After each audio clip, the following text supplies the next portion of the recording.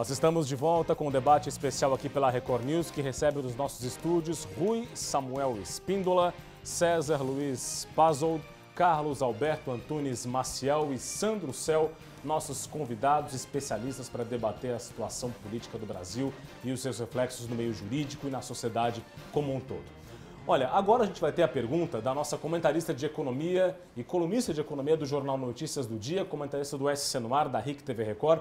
Janine Alves tem uma pergunta para os nossos convidados. Vamos acompanhar. Pode rodar. O governo alega que existe um déficit na Previdência Social. No entanto, de acordo com a Constituição Federal, existem itens orçamentários que geram receita e que não são usados para o custeio da Previdência Social, bem como todos os gastos que a gente faz com produtos, com bens e produtos, que também existe a contribuição. Hoje não seria mais urgente para o mercado e para o país uma reforma tributária do que a própria reforma na Previdência, tendo em vista que, se os recursos fossem utilizados para o custeio da Previdência, esse déficit não existiria? Senhores, o governo trabalha com reformas no Congresso, né? Mas há distorções tributárias. Elas têm que ser resolvidas antes de se atacar a Previdência Trabalhista ou o caminho está correto? Posso começar só para até prestar homenagem a um confrade nosso também da Academia Catarinense de Letras Jurídicas, que é magistrado trabalhista, professor Carlos Alberto Pereira de Castro, que demonstra nas palestras, nós já o levamos para uma série de instituições para palestrar, ele demonstra a gênese deste déficit previdenciário. Como é que geneticamente se chegou? Que são constantes distorções e desobediências históricas à lei orçamentária. E que agora a sociedade está sendo chamada a pagar, né, pela incompetência sistemática dos governos. Esse é o primeiro aspecto. A nossa, serei breve que a área de economia nem é minha, mas a nossa especialista que acaba nos indagar, ela começou por aquilo que eu tenho defendido em sala de aula principalmente. Sem uma reforma tributária séria, bem feita, que não poupe sistema nenhum, nem o bancário, nem os demais, né, e trate o tributo como fonte para a realização de função social do Estado brasileiro, nós vamos ter as outras reformas com uma mancha de legitimidade, sem dúvida. Como um paliativo? Paliativo, seria também distorção, de novo é a sociedade que paga a conta, não é? É por aí, Sandro. Primeiro é preciso reequilibrar, fazer uma justiça fiscal, justiça tributária, antes de falar em previdência? Olha, isso sem dúvida é uma reivindicação antiga e há um consenso. Há um consenso, tirando alguns setores que são mais protegidos, são mais blindados, que conseguem lidar com isso. Você vê hoje o pequeno empresário honesto, que quer ser honesto, ele inviabiliza o seu negócio pela injustiça tributária, fiscal, que muitas vezes se tem. O profissional liberal, as pessoas de classe média, né, que sustentam uma carga absurda e com uma eficácia dos sistemas de controle assombrosa, a mesma eficácia que a gente não viu nesse todo de dinheiro que desapareceu aí, se essas acusações de corrupção são verdadeiras. Então, creio que um país, um dos primeiros pontos com o qual uma nação se constrói é com o saber o que e quem vai custear e quanto, né? E como que isso pode ser possível. Porque nós temos um país que empurra as pessoas para ilegalidade, porque nós vivemos um país cada vez com mais comércio de rua ilegal. Isso tudo também passa por uma ideia de que se legalizar no Brasil, em grande parte, é também um prejuízo. É um prejuízo pelo fator de uma injustiça fiscal, de uma injustiça tributária histórica. É preciso reformar a Previdência, mas é preciso discutir os critérios também dessa reforma da Previdência, da reforma da lei trabalhista também? Eu não me oponho a qualquer forma de reforma, justamente. Só me oponho à reforma pela reforma. E, sobretudo, quando a reforma se transforma numa espécie de retórica de que não se vê os verdadeiros fundamentos. A gente tem ouvido dizer, por exemplo, que este sistema que nós temos vem dos anos 30, é verdade. Que de lá para cá a expectativa de vida dos brasileiros melhorou muito com um acréscimo, então, de custo, também é verdade. Mas se nós quisermos falar disso, temos de falar do resto. Se voltarmos para os anos 30, quem se lembra que a economia brasileira pesava menos do que a economia argentina então? Hoje, a economia da Argentina representa 15% da economia brasileira.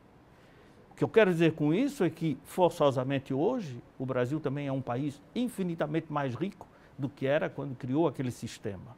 E que ele pôde, no entanto, financiar naquele momento, com as regras próprias daquele momento.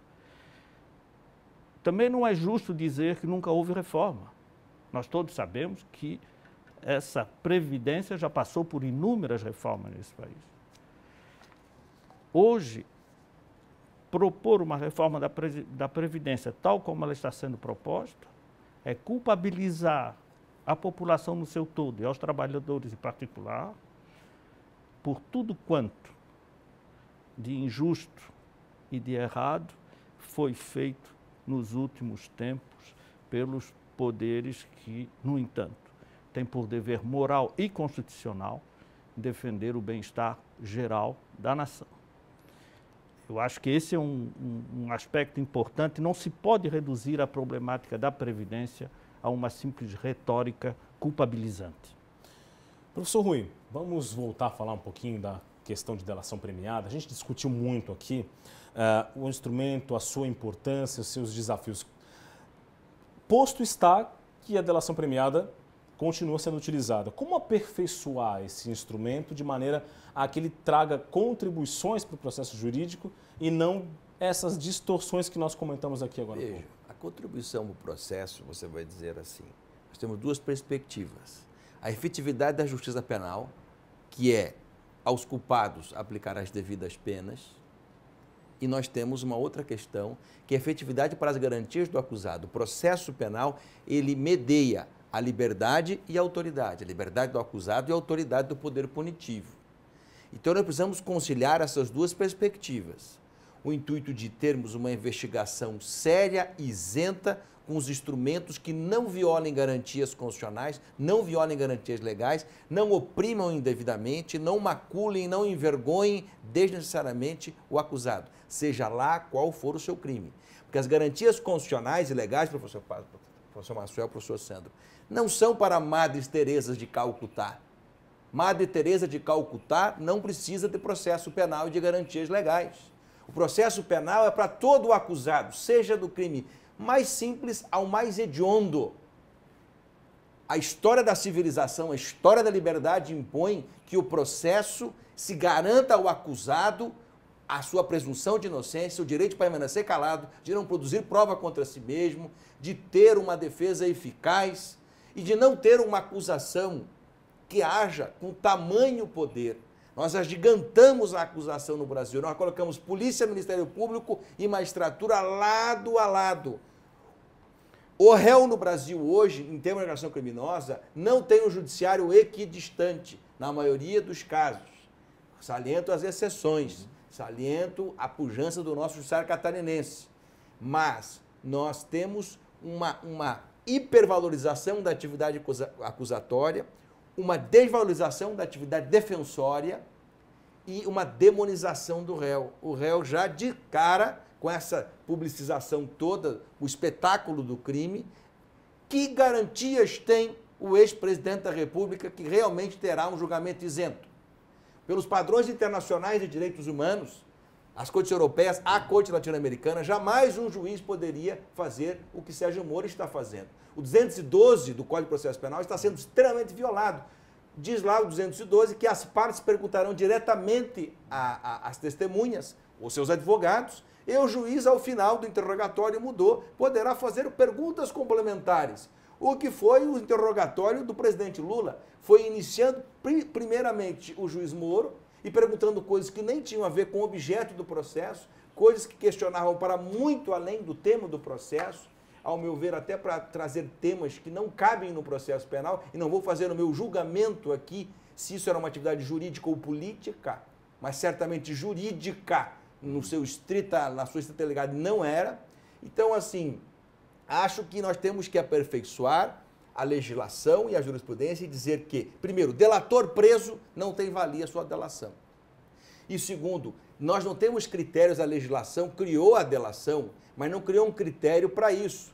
Tanto que é uma atividade negocial, nós estamos engatinhando nisso. Então cometeremos muitos erros, muitos equívocos, muitas cabeças ainda rolarão, até que nós tomemos conta de que é preciso frear, mudar, limitar e seguir padrões internacionais disso. Na Europa, nos tribunais europeus, isto é considerado com muito mais cuidado do que nós temos, como é algo novo para nós, e um novo empolga, ainda mais um novo televisivo, e um novo com consequências tão drásticas para o país, com consequências incríveis, né?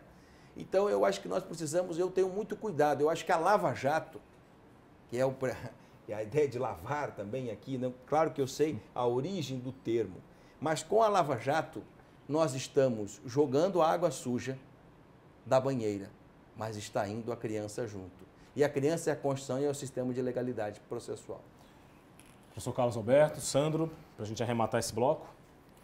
Olhe, eu partilho 100% o que acaba de dizer o colega Rui. Eu queria acrescentar justamente um aspecto, talvez, que eu ponho aqui para nós todos, e que também vem aparecendo com força nas redes sociais e no debate que forçosamente existe na vida social em geral.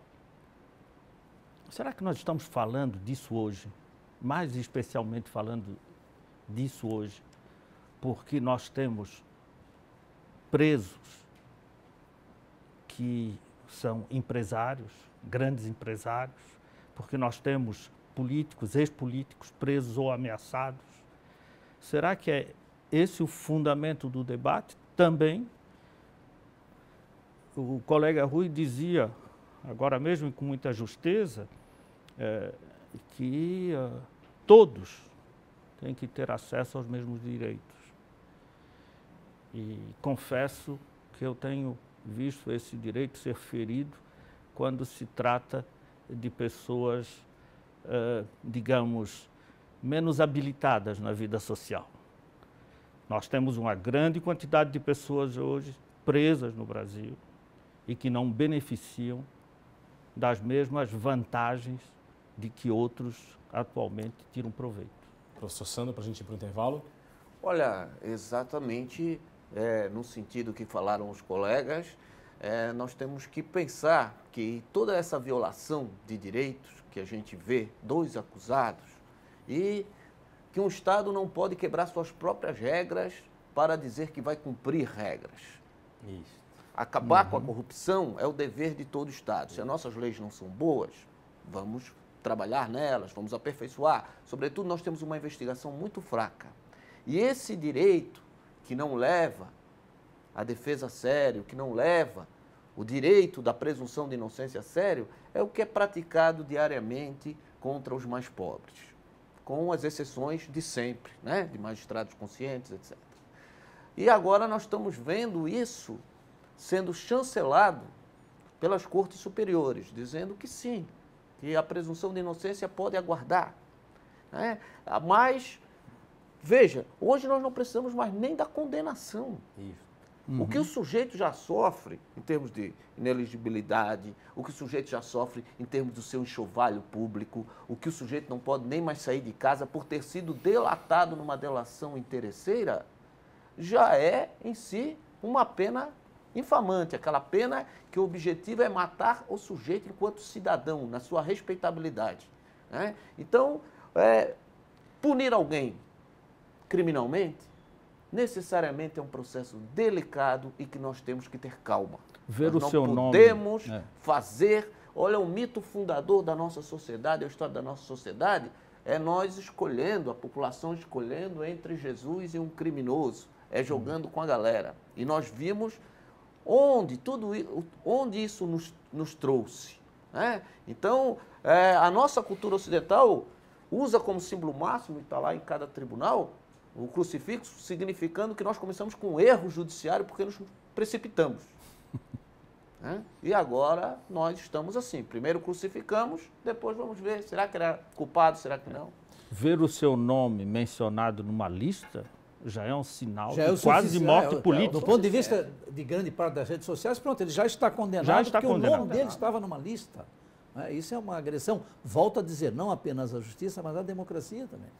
Muito bem, ponto final no nosso terceiro bloco do debate especial aqui na Record News. Vamos a um rápido intervalo, na volta as considerações finais de cada um dos nossos ilustres convidados aqui no estúdio. A gente volta já aqui na Record News.